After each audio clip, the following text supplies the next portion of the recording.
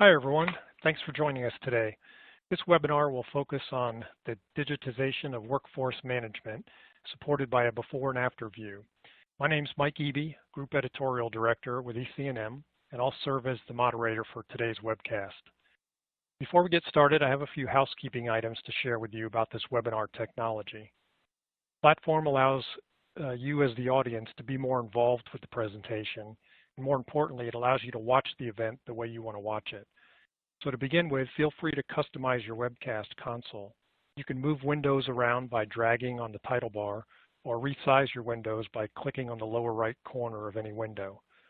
Please take note of the toolbar at the bottom of your console. These buttons allow you to open and close widgets on your screen. If at any time you experience difficulties with the audio or advancing of your slides, simply press your F5 key and this will refresh your webinar console.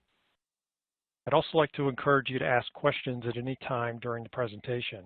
You can do so using the Q&A widget on the left side of your screen. We'll address as many audience questions as possible at the end of the presentation. We also appreciate your feedback, so please don't forget to click on the survey icon and complete the form prior to signing off today. With that behind us, it's now time for me to introduce today's presenters. We'll have three speakers today. First up, Ben Schultz is founder and CEO of Laborchart. Prior to Laborchart, Ben was a fourth-generation electrical contractor for approximately 12 years. Next, we've got Liz Hartmann.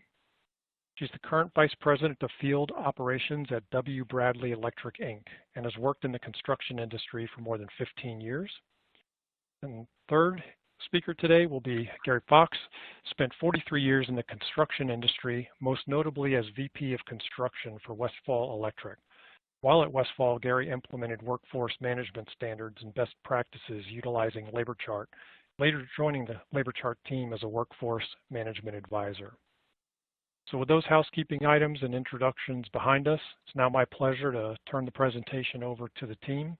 So Ben, why don't you get us started? Yeah, thank you, Mike. My name is Ben Schultz, and I am the CEO of Laborchart. And we'll get into a little more of the background and a little bit more about me and the start of the company here on the backside of this webinar. But for those who don't know or aren't familiar with Laborchart, we are a workforce management platform that focuses specifically on the construction industry. And it's a relatively new term, the WFM, workforce management, that is emerging in the space. And what it involves, if those aren't familiar with it, is the major aspect, key aspect of that is workforce scheduling of your people, not necessarily your projects. So that would be the forecasting of your workload and required staff, your resource planning, your dispatching, communication, anything that revolves around the management of the management and coordination of people moving from job to job within your organization. So the actual definition, which I love, it's off of a Wikipedia of workforce management, is the institutional process that maximizes performance levels and competency for an organization. So that's what we are, what we do, and we are using our platform to help digitize workforce management within the construction industry. So it's going to be a good 30 minutes here. We're going to try to keep this around 30 to 45 minutes for everyone. And we're fortunate to have two customers of Laborchart who have used our tool to help digitize their workforce management processes. So we're going to get to hear from them. Before we start, I'm just going to hit a couple slides to show some statistics. If you're on this call, on this webinar, you're probably familiar or at least somewhat interested and aware of the problem. But we truly do have an efficiency problem in construction. We've seen those stats from McKinsey many times, maybe too many times, but we know it's real. Whether we know exactly what it is, it's definitely a problem that needs to be solved and or improved. We have a site labor inefficiency totaling nearly $177 billion in 2018. 35% of construction professionals spend over 14 hours per week on non-productive activities. So what we're doing is everything that we know from our knowledge, our experience, our technical capabilities to work on a platform that streamlines and digitizes and allows contractors to have the tools to put processes in place in a way that they previously have not had. It's interesting too, you have over the course of the past 20, 30 years, we have all these advances with BIM, CAD. Most companies this day and age have their ERP that they've locked into. Project management, you have some are using the CRMs, most are using the estimating systems, but for some reason, the management of your people and your workforce has been a neglected component of a lot of businesses. So we feel pretty strongly that that's going to be the next wave within the construction space to unlock the ceiling that's been on that productivity and allow for these improvements that we've kind of been sitting stagnant at for quite some time. So that's a quick intro into Laborchart. And with that, we're going to turn it over to Liz Hartmann with W. Bradley Electric. Thank you, Ben. Like Mike mentioned, my name is Liz Hartmann. I am the Vice President of Field Operations at W. Bradley Electric. We're based in the Bay Area, and we have 5 divisions that I oversee the manpower for. So that's electrical, telecommunications, security, audiovisual, and traffic. And what I want to show you and describe to you today is a picture of what our workforce management used to look like and what it has now come to today. So we used to use whiteboards before, and what it looked like was a giant Excel spreadsheet on the wall, which here's a picture of what it was. So each of those boards is about 3.5 feet wide by 7 feet tall. You can see there's a split down the middle where we would have the left side would be our electrical and traffic divisions, and the right side would be all of our sound and communications, so our telecom, security, audio, visual. The left-hand side of each split had magnets with names, each magnet being a unique color to represent the union that employee belonged to. And the top of the board had the magnets with the dates of each day. The people were then organized by projects using a unique dry erase marker color coordinated to a project manager. Well, every other week, we would take down those boards, slide the other one over, erase the 2 weeks that had gone by, and write out the schedules for the next upcoming 2 weeks. So in all, it would give us a 4-week look ahead of what we had in manpower. But the amount of time that this would take every other week was always a giant hill that I had to climb. So, I'd always have to either do this very early in the morning or at the end of my day, so there were no interruptions, because once I got started, it'd start and stop and be interrupted by just your normal daily calls. And of course, once I moved the boards, all that history that we had for the last 2 weeks was gone. And sure, we could always hunt through, our payroll and find out where they were, but that could be very time-consuming. So this was all fairly manageable for a while, even with the moving and the time that it took, when we had maybe 50 to 75 people on each side of those boards. But when we started to grow, and now this was 50-plus people on just one job, this became much more difficult to manage. We were constantly trying to move those magnets around and create space on a job if we were in a loading phase of a large job, and it became more and more clear that we needed to find a solution to make our workforce management more efficient.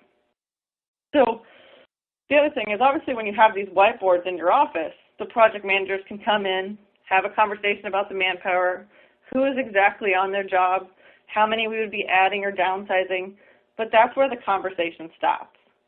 And if you think of the time we're in now with COVID-19 and everybody working at home, where one day we had 250 people plus working in the field, and the next day all non-critical jobs are shut down and only a fraction of that is left working, while the rest are at home, including me, managing this would have been nearly impossible. But instead, with having it digital now, I was able to move to working from home, sheltering in place safely, and manage the field knowing exactly who was working and not working, and where they were working, and how to get a hold of every single person in the field. The digital workforce became a game changer for us at that point, because if not, I would have been in this office with those whiteboards, editing, updating, changing it on a daily, hourly basis, depending upon what was going on. So how did we get there, and what does it look like now? So I came across Laborchart at a tech conference here in San Francisco last summer. I met with the members of the team. I walked them through our current layout and pain points and realized quickly that this would be a good fit and I could replicate our exact whiteboards into digital form. So one of the benefits is that Laborchart integrates directly with Spectrum, which is our software that we use here. So with all that, we decided, okay, this is a great plus. Now let's get there and let's do this. So I met with their integration team, their onboarding team, and within less than a month, we had those whiteboards in a digital format. So one of the things that we also always love here is the whiteboards, that conversation that we used to have, we didn't want to lose that. And we wanted to have that visual of being able to see this whole workforce still in front of you and to be able to still facilitate those conversations. So on the wall, we put up two 80-inch touchscreen TVs. And you can only really see one of them here because you have to kind of step back and get a picture of what they both really look like. But we put them side by side where the whiteboards used to be. So one of the best benefits of Laborchart in these two TVs is the extended day view of a job or a person. So where before I only had a 4-week outlook at best, I now can go, Laborchart allows 8 weeks to the day of where a person was, but these two TVs allow me a 16-week look out to the day.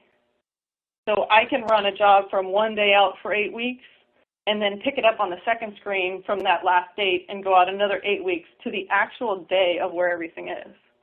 And then what I alluded to earlier with the whiteboards and taking them down and erasing them, and what we never had before is I now have the history in one place only, in one software, where I know who has ever worked on any project for WBE.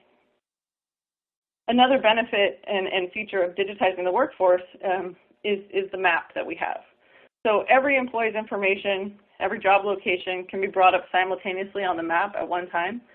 And before all this information is sitting in my head, or I'd have to look up everything individually, which you think of if there's over 250 people, I'm trying to remember exactly who's where. And in the Bay Area, traffic is a big issue and can severely affect our people's quality of life. So to be able to visually see and make the best decision of who is closest to a job and what the distance is can have a tremendous impact on their quality of life. So now myself or someone else who's in that office can make the best decision for our people and save them from commuting somewhere up to 2 to 3 hours a day.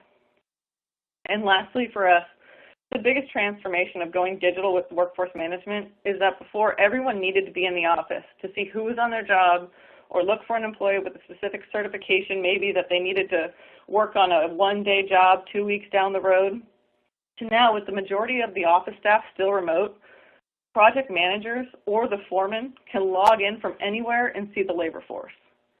That transparency and the conversations that have come out of it are only making our decisions better and our overall workforce management more efficient.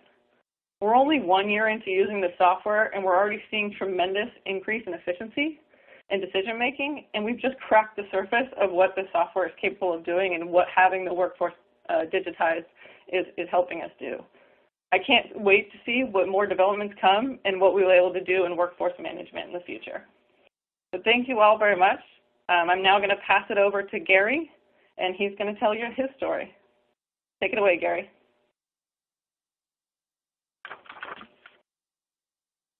Thank you, Liz.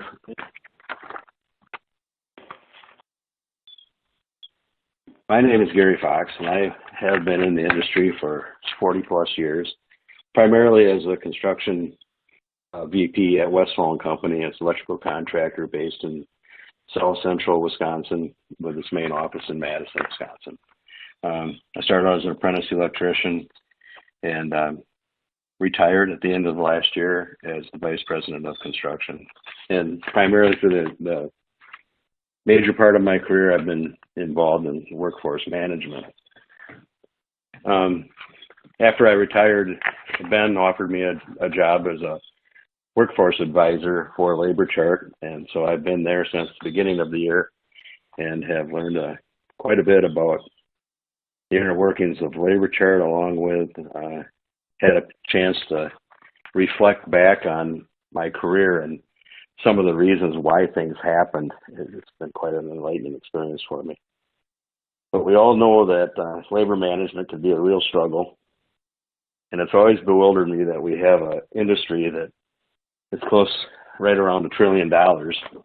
And there was no platform to really support labor management.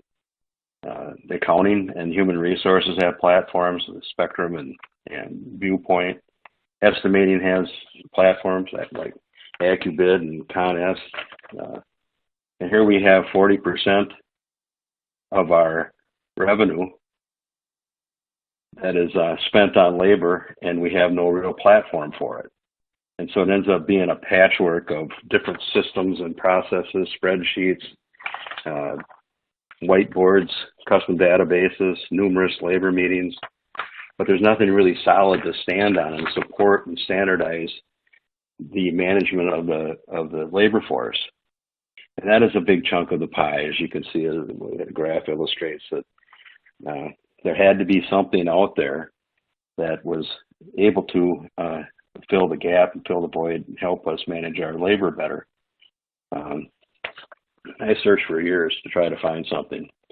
The thing about the patchwork system seems to work well, but it takes a tremendous amount of maintenance. You're tweaking all the time. The information isn't current. Another problem with the spreadsheets is that they have owners. And I should know because I was one of the owners, and I was very reluctant to share my information or my spreadsheet with others because I didn't want them messing up my spreadsheet. And so usually when you're operating with spreadsheets, they're held pretty close to the vest by a select group of people.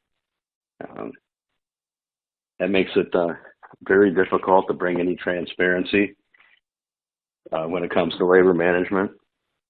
Another thing with spreadsheets is that they're not in real time. They may get updated only weekly, prior to the labor management meeting that you have scheduled. That's a problem because information gets real stale real fast. And so you really have to have something that is current at all times. All the while that we were trying to manage labor with these processes, I was also trying to empower the project manager to participate in the labor management decisions. But a high level of collaboration and transparency is obviously missing because there isn't really anything that ties it all together. And it created quite a roadblock in an effective way to manage the workforce. The other thing I think that happened within our company was it created some fiefdoms within our company that were unintentionally created. People that were owners of the information would hold the information back and keep it to themselves, and this creates a problem with collaboration. There's no centralized platform for the real source of truth. That pertinent information was scattered all over multiple platforms. Bouncing between platforms to obtain information is not a very efficient way to manage labor. In a lot of cases, workforce management really is dependent on tribal knowledge and the superintendent's knowledge and familiarity of the labor force. And I don't think that was unique to us. I think that is kind of widespread across our industry, and it's the path of least resistance and it's the easy thing to migrate to. And so when you pile all those things up, I think that, we got by. We did what I thought was a pretty good job of labor management with the patchwork system that we were forced to create. And so after 20 years of searching and trying to find something that was going to work, I found Laborchart. And I knew that about 15 minutes into the demo that I finally found something that I think was going to work pretty well for us. Well, that was 5 years ago. A lot of things have changed with Laborchart over those 5 years. Improved the platform quite a bit and added new features that are very useful. And they've done a good job with that. From a labor chart standpoint, as far as implementation goes, it was pretty simple, easy process. We implemented the platform with one person and slowly worked toward advancing our company to use other features as we became comfortable with the things that we were already implementing. Communication with the field became a mouse click instead of the burdensome task of for a simple assignment going through multiple emails, multiple phone calls. The risk of leaving people out of the communication loop, Laborchart really helped tighten that up. And that saves a lot of money and a lot of time. And when you start saving time, what happens is you're not doing menial tasks anymore. You're doing important things, and it gives you time to do some planning on the company, not working in the company, which really helps improve things. Project durations are viewed by everyone now. There's no real secrets as to where people are, how long they're assigned, who they're assigned to. It's all information right at everyone's fingertips that needs that. The project page will give you all the information that you could possibly need on each individual project. There's a totals page that does an outstanding job with helping you forecast where your workforce is going. And your cost information can be all contained in one space now because of the integration that's available. But I think one of the biggest things that Laborchart did was it solved the transparency issues and promoted collaboration. When everyone caught on to how this works and what they can view, collaboration goes to a level that I never thought possible. Laborchart truly does become the single source of truth. And exposing that labor plan to all the stakeholders is I think, critical. One other thing that it gives you the ability to do is to perform resource profiling and forecast each project out and how you're going to man that project on a daily or weekly basis through assignments and through requests. And so that standardization of processes that come into play now. One of the rules we had within our company was that no one was assigned to a project without a request being entered in the Laborchart, and that standardized the entire operation and created labor consumption curves, resource profile curves that when combined together gives you a very accurate projection of where your company is going out into the future and where your efficiencies are going to be and how many people you're going to need out as far as you care to look. The other thing it does is it gives you the opportunity to measure your earned value against your prescribed labor plan. So you have your prescribed labor plan and Laborchart, and now you're cross-checking your earned value projections against that labor plan.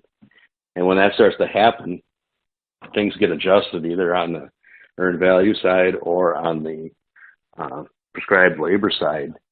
And when they get in sync, your WIP stabilizes, and then that brings your financial planning into play, and it really does a good job helping you forecast that. And lastly, one of the things that I think is pretty beneficial is the ability to see when you're at peak on each individual project, when your manpower peaks. And with that, you can start doing some exit strategy planning and start turning that curve down when it's intended to be turned down, and pay closer attention to that in the last 20% of your job. And when you start doing that, you really start eliminating margin fade. And that is a problem within our industry, I think, is that you can get a lot of margin fade in the last 20% of the job, and people ask the question why. And I really think one of the reasons, a contributing factor, is the fact that no one really knows when you're at your peak, and not paying enough attention to that and doing enough planning for that. So those are some of the highlights that I think Laborchart can help with. I wouldn't be doing what I'm doing if I didn't truly believe that this is a real benefit to any contractor that has a labor force. So with that, thank you for your time, and I'm going to turn it back over to Ben. Yeah, thank you, Liz and Gary, both. So a little bit about me. I actually have not been able to execute a transition to digitize a workforce. I was a former electrical contractor. This is actually a picture of my grandfather, who's got 5 boys that are electrical contractors. I was on that path, started in 2003 working in the family business, and did that for 12 years. And in doing that, I actually used a hybrid approach, very similar to what Liz and Gary did. We were managing off of whiteboards and spreadsheets, trying to keep everything current, and it was extremely ineffective. We were using a solid ERP system. We were actually using, at the time it was Dexter Cheney, then it turned into Spectrum, consolidated it, and now part of the Trimble and the Vista platform now. But we were using Spectrum for our accounting, job costing, payroll. We were using AccuBid for our estimating system. And then we had nothing in between the two. And that's where my role in the company was when I stepped away as our vice president and operations manager, in charge of managing all field operations. And it was very apparent that it wasn't the right way to do it. There were other industries that were figuring this out, but construction was not. So I never quite got to digitize it. I ended up peeling out instead and building the platform that I wanted when I was a contractor. So finding a way to streamline things, a big piece of it, which I think a lot of contractors in the industry accept, is a little bit of the Groundhog's Day, where each day for the last 5 years of my career as a contractor, we were coming in and doing it the same way we did before, a little bit accepting that it was just the nature of the beast. This is construction. This is how we operate. It's out of our control. Today is going to be another shit show. We can't really, keep our pulse on it because there's too many factors outside of our control. And we tolerated it for 4 or 5 years, and that's where it came to the point where it was clear to me that I wanted to peel out of contract and really try to solve the problem, and not just keep coming in the same day and doing what I was doing before, but actually start making progress with our company and how we manage our people, which is obviously the biggest risk and also the biggest reward when done correctly. So that was 5 years ago. As Gary said, he was one of our early customers. And then since then, we've been building out and developing our platform to help companies collaborate. As Liz mentioned, in the COVID world, it's been a big uptick for us in the sense that contractors now understand that remote workforce management is critical. It's no longer a nice to have. It's actually the way that businesses are going to have to be run for the foreseeable future. And we're just trying to find ways to continue to develop tools, platforms, and solutions to make that a little bit easier. So with closing, before we kind of wrap it up and go to Q&A, it's a piece that I think helps solidify how important it is to have a digitized workforce management solution. Most contractors are familiar with the plan grids of the world, the Procores of the world, where it helps you digitize your drawings and your specifications for how you build projects. 6, 7 years ago, when we still had printed out drawings that we were taking out to job sites, it's pretty easy to wrap your head around that. You send the drawings out to the field, they get out there, and then 2 days later, a change order comes out, an addendum comes out, something happens where those drawings are no longer accurate, and people are going to be building and making wrong decisions off of the wrong set of drawings. It's the exact same thing with workforce management, but it changes much faster. You publish your plans, you send them out, and everyone is executing off them, but the factors change so fast and so often. When you reference back to what you think is the latest information, you're not referencing the latest and greatest, the right information, which means you're making decisions off of old, outdated information. So it's an interesting way to think about it, where digitizing drawings, how important it is to make sure you're building off the right set of drawings. You've got to be scheduling people off the most current lineup and schedule and allocation of your resources, or you're not making the best decisions on behalf of your company. So we're excited about the next decade that we believe is going to be the transformation of workforce management. You have the prior, internally we call them the decades of adoption, where from 2000 to 2010 was that big adoption of your estimating systems. I'd say the bulk of the contractors on this call today probably installed and learned and implemented their estimating systems around that time frame. Then the next decade, you had the 2010 to 2020.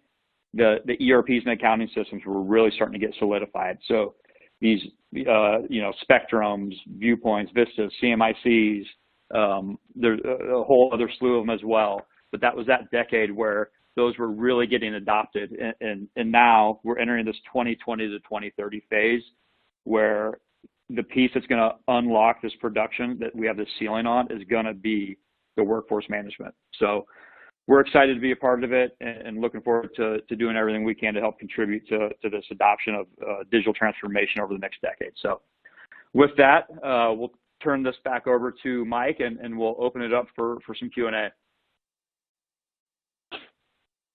All right. Thanks, Ben. And thanks to Gary and to Liz also for filling us in on exactly how things used to be at their company and the transition that's being made. Well, in Liz's case, was already made, and Gary, what he's seeing moving forward now. It's great to see that this issue is finally being addressed in the market. So, with that, I'm going to go to our Q&As that have been coming in here, and I'll start off with this first question. For long-term projects, is there an integration between estimated hours and actual hours compared to contract time remaining to confirm manpower needs presented by the field? So I don't know if I'll throw that to you, Ben, first, and then if Liz and Gary want to chime in, that'd be great. Yeah, we definitely do that. Gary, why don't you take this one? I know Westfall did this as well as anyone. I think you can talk to this pretty well. Well, if I understand the question properly, it is long-term projections and forecasting, basically.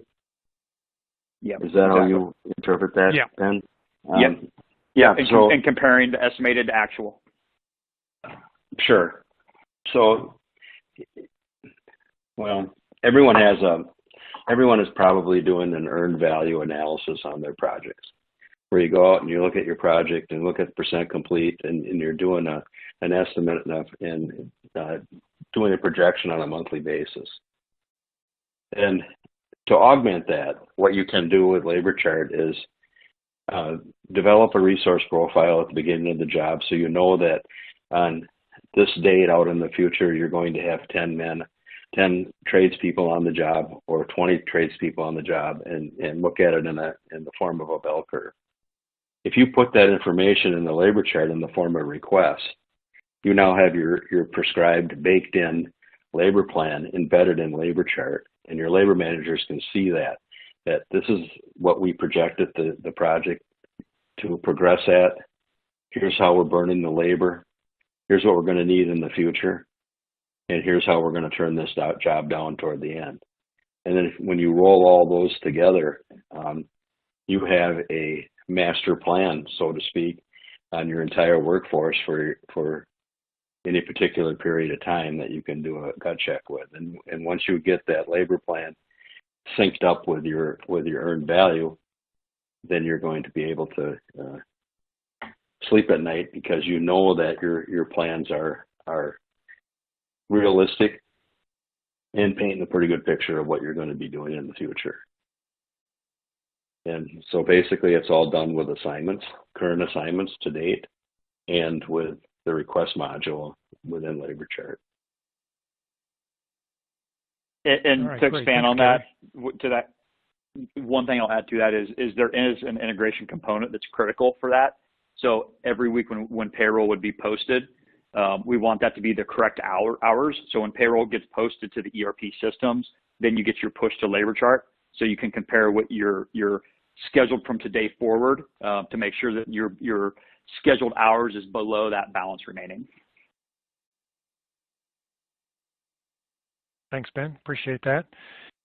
I think this next question will throw to Liz. How have the foremen responded to the implementation of Laborchart at your company? So far, it's been pretty simple. I mean, it's a pretty intuitive software, pretty easy to manage, similar along the lines of PlanGrid. So one of my foremen right now, he's on a very large project where he has over 50 electricians, multiple foremen, and it's actually opened up the conversations a lot more for us to know, hey, this person, they're going to be off for, a couple of weeks on vacation, that's when it is, and just have more insight to where they are.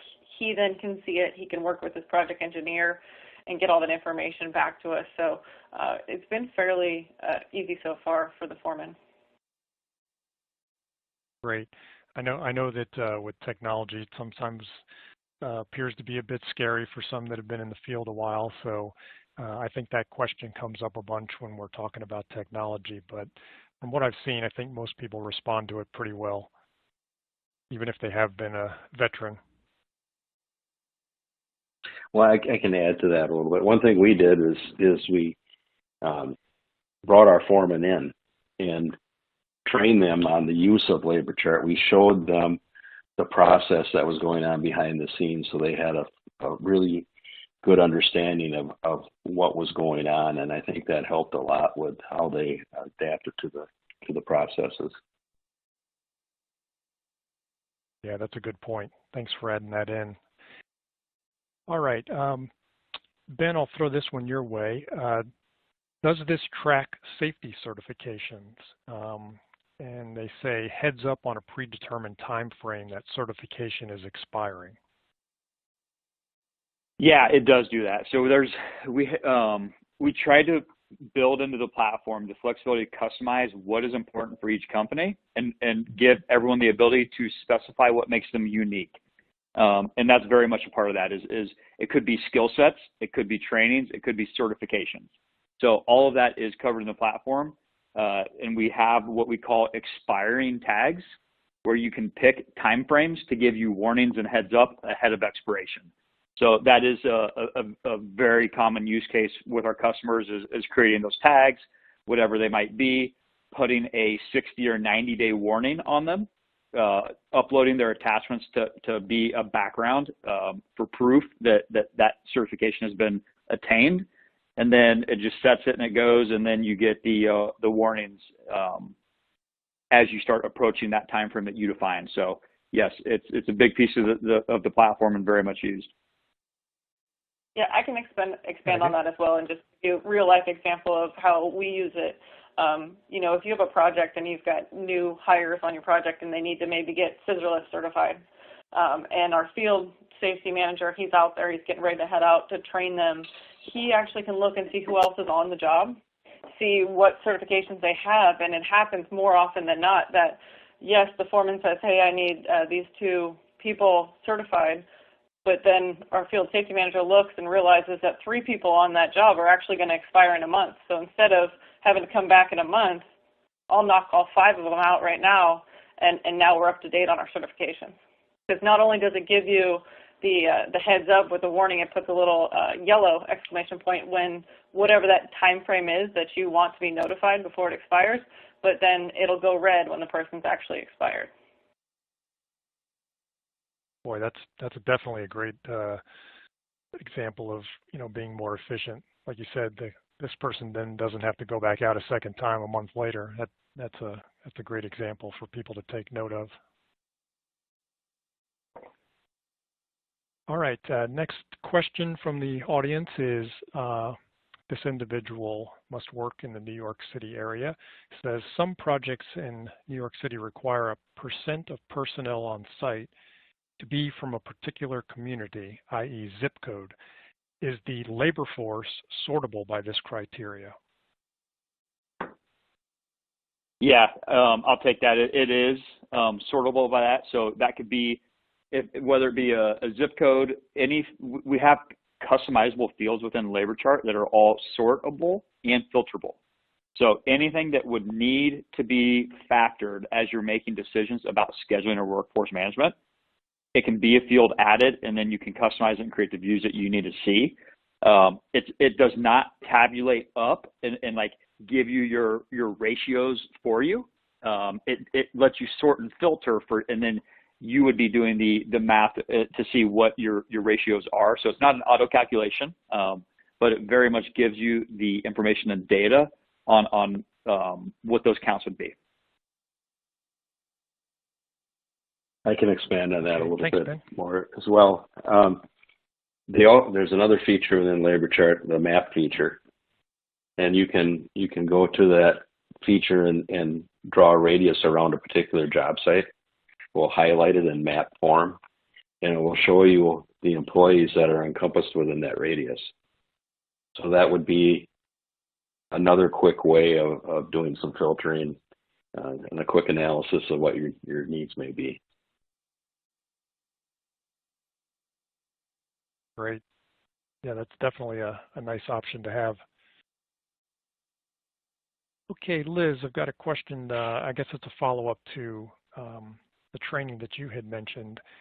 How do you flag those that are new and need training? I guess they're maybe looking for a little more detail as far as what the program does and how you might do it within it. So it won't flag new people per se, but what it does is it means that person that's coming in isn't going to have a tag. So if you had a new hire coming in and you were trying to see, just on that project, hey, we need to be scissor-less certified, that you could go hunt and filter to just people that are scissor-less certified, and you would see that person doesn't show up or doesn't have that tag, so you would know. And we've had that often at times too. Hey, I need to have 4 people this weekend that are confined space. So, okay, let me go see who's available. Let me look at all my confined space people, or I want to use this particular person or foreman. Well, they're not confined space, so either I have to get them certified or we'll have to pick somebody else to come into that role. Okay, thanks. Hopefully that clarifies that for that individual that was asking. Okay, here's one. Might go to you first, Ben, and then you can pass it on. Does Laborchart have a projected company-wide workload report? They reference 6 months to a year out. How busy am I? And visually, they're wondering how that might look. Yeah, we do. It's a report that can go out 3 years in one view. You can go out as far as you want into the future, but in one view, it's 3 years. So what it does is it takes your active assignable resource count. So how many people do you have? And then it will show you how many you have scheduled. And you can also enter your pursuits or upcoming jobs. And that will show you what you will need in the future, but you've not yet determined who's going to be that individual on that project or filling that need, but you have it as a head count and almost a placeholder. So you can compare those, and then you can get your deltas plus or minus by day or by week up to 3 years out into the future.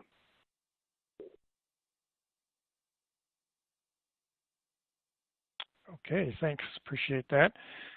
All right. Looks like we'll go to, you've mentioned before, I guess all of you have mentioned other systems that we've got that interact with a business, obviously estimating, and some of the others that you've talked about with ERP and such. This says, what about integration to estimating system for pending/pursuit projects that aren't yet entered into an accounting system? Yeah, I'll take that. This is Ben. We have an open API, and customers can use and work with that in any way they want. I will say that from my knowledge, they're not taking that in from the estimating systems.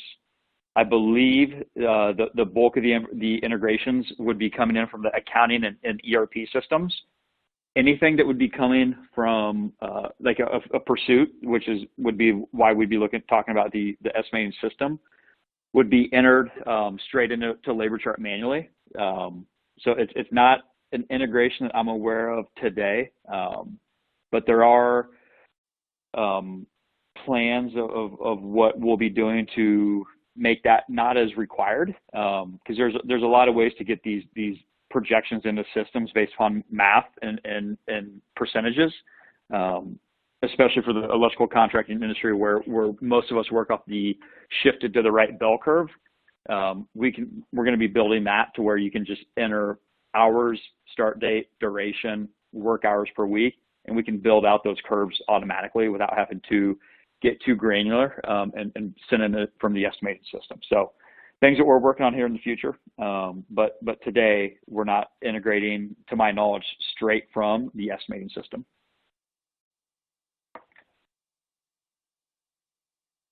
All right, thanks, Ben. Appreciate the answer there. Questions come in about compatibility, and they're asking, is it compatible with JDE, Oracle, ERP? Yes, it is. JDE, I'm assuming that's a JD Edwards. We do have active integrations with that ERP system. All right, great. Let's see here. There's a question about punching in and out, and I guess try to track people for time card type information, and does it integrate with the software? Can any of you speak to that type of question? I'll take it again. I mean, we're getting the integration talks, which we do not integrate with time and attendance. Actually, no. Let me take that back. We do integrate with Exact Time, which is a time and attendance one. Kronos is HR/time and attendance. I know there's an active integration with them. So we can. It's not like the ERP is the most common one, but now that's being asked, I do know there are some other ones for the time and attendance as well. And that's something too, is obviously at this day, the cross-platform integration and communications becoming more and more critical. So our list of integration partners just continues to grow. So I think we're up to maybe 15 to 20 now, but it seems we're adding about maybe 1 or 2 a month, depending on customer demand and needs. Wow, that's great to hear. That's a good number. All right, Liz, another question probably for you here. How many customers do you have? And you made a point that as you grow, this software has obviously become more valuable from a digital scheduling standpoint. And they're wondering how many people is a good number to start to move into this type of software program? I mean, it's going to be different for everybody. I would say the customer part might be a question directly for Ben and how many that they have. But in terms of when it was a pain point for us is when you realize that your time is being spent more on writing something on a whiteboard than actually managing the workforce and having to navigate that and clean it up and make it clear. So like I had mentioned, you've got 50 on one side, and all of a sudden now you have a project of just 50. Well, those boards only fit 5 people per line. So, you're talking about writing the same project 10 times and 2 weeks out. It just became more labor intensive than you really want for managing your workforce. So I would say it really comes down to, what makes the most sense for you as a company. But just like I said, the ability now that I didn't have to be in the office and I could be at home doing this, and I can project out to the end of a project. And you think about a job that's got 50 people on it, usually those jobs are going to last a full year long. So for a year, you'd be writing that same word with an arrow across the board. Yeah, that's a good point. Ben, did you want to mention anything about size of number of employees? Yeah, I think it's how many customers. Yeah, so I don't know exactly. We're in the hundreds. So I think we're around. We have over 200 customers, and of those customers, we have the nationwide customers who have business units all over the country and world. So business units is probably somewhere in the 500s across 5 different countries, I believe. We're in Europe, Ireland, Australia, New Zealand, Canada, and the United States. So, yeah. That's a great range, no doubt, and makes me wonder too. Do you have any feel for when it comes to the size of the companies, number of employees at these contracting firms? That do you see smaller ones kind of latching on, or medium is kind of the sweet spot? Yeah, that's a good question. It's really all over the board. It's the range. If we just talk high to low, I think our smallest customer is around 15 to 20 employees, and our largest has over 10,000. So it's quite a broad range.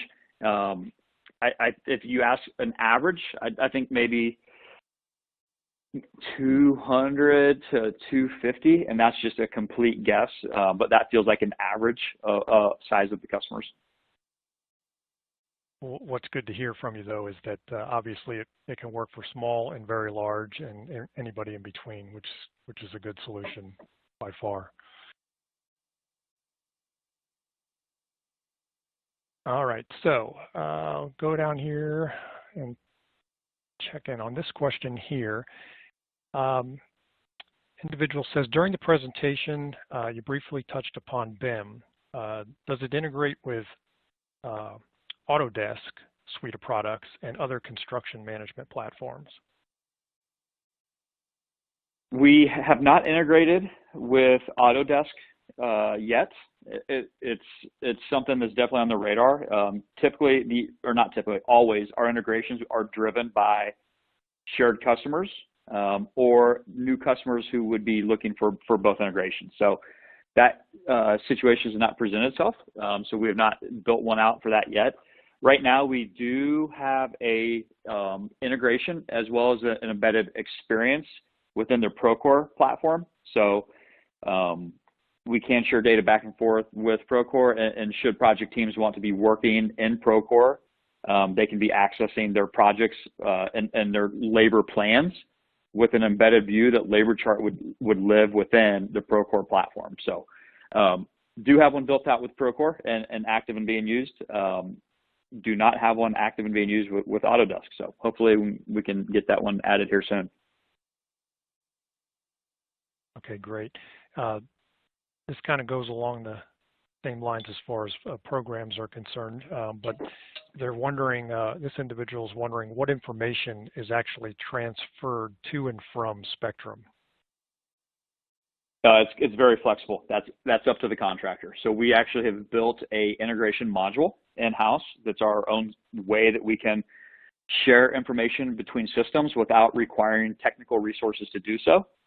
So we actually have a Laborchart customer facing, and then we actually have another product that sits just back of house for us that wires up integrations between different platforms.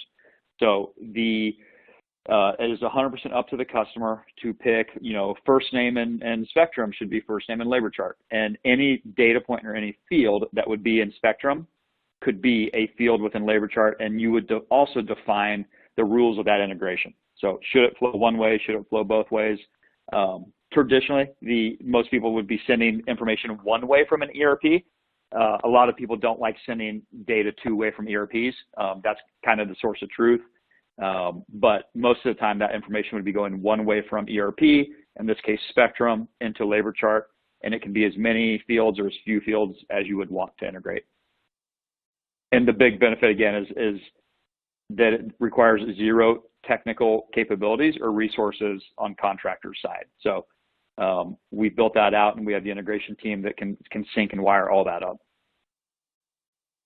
Yeah, and one other thing to add to the point, because I know that it is a concern for a lot of people as to what information is going. I mean, we have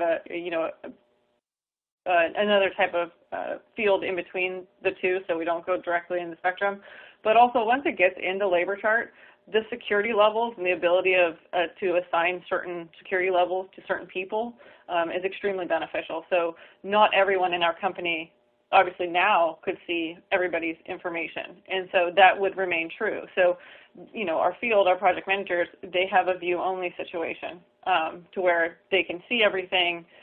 They can see certain things, but they can't see, you know, people's personal information to get to that maps feature. So they can see the schedules, they can see where they are, but then they also can't edit the schedules. They can make a request, but they can't make any edits to the schedules or to the people or anything. They can just see the people's name, their tags of what they're certified in, and what schedule they're on. Okay, great. Thanks for adding that in, Liz. All right, I think we've probably got time for one more question here. I think it kind of might go back to you, Gary. You had mentioned about the map feature, and it says, do you input all of your employees' addresses into Laborchart? In Laborchart, you have a people's page, which has each individual's personal and company information. So that's where the tags get entered in and certifications, along with their phone numbers, email address, and other information. And so it's either entered into each individual's card at the time that you employ them, and if you're not integrated with your ERP, you're doing that manually. But if you are integrated with your ERP, that information, if it's tied to it into Laborchart, will be updated as the first dump of the information comes in, and also be kept current if they change their address, and notify the accounting department that there's been a change, or the HR department. So it's kept current and usually maintained by the ERP integration. All right, great. Appreciate the response there. Okay, so with that, we're getting real close to the top of the hour here. Before we sign off, I'd like to thank Laborchart for making today's event possible, number one, and thank Ben and Liz and Gary for sharing their experience and their knowledge and their use of this product with you all. Hopefully you've gained some valuable information and might be able to use this in your future business down the road. And one more pitch for you to please complete the survey and return that to us.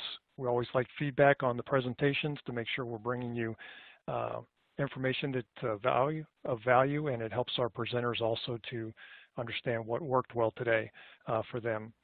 And with that, I'd like to make one final note also. We mentioned it early, but there will be an on-demand version of this webcast that'll be made available on the EC&M website. It'll be there for a period of 1 year. You will get an email from us, and it'll have the link to the recording, and you should get that within the next 24 hours. Feel free to share that with anyone else in your organization that you think would benefit from this presentation today, and they'll be able to sign up and listen to the on-demand version as well. So thanks everyone for attending. Hope you have a wonderful rest of the day. Take care.